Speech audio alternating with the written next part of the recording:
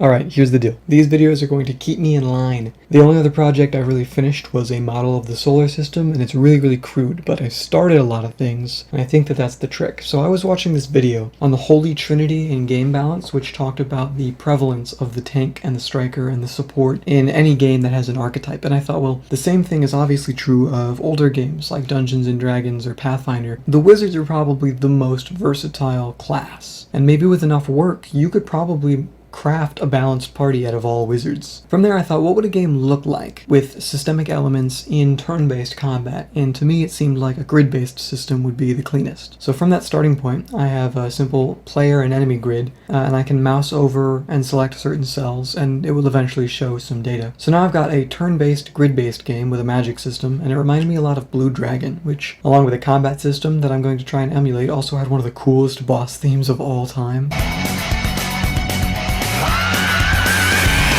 So in this game, your position on the grid determines who you can attack and who can attack you. It's a lot like Darkest Dungeon. Being further back means that you're protected from hard-hitting melee enemies, but it also means that your frontliners would get hit proportionally more. So the game originally has 2 rows, but I want to implement a system of moving vertically and horizontally, so I added a 3rd. I then created a structure to allow me to preset certain systemic aspects of the map, such as where cover is or which squares are on fire, and display those in a placeholder UI.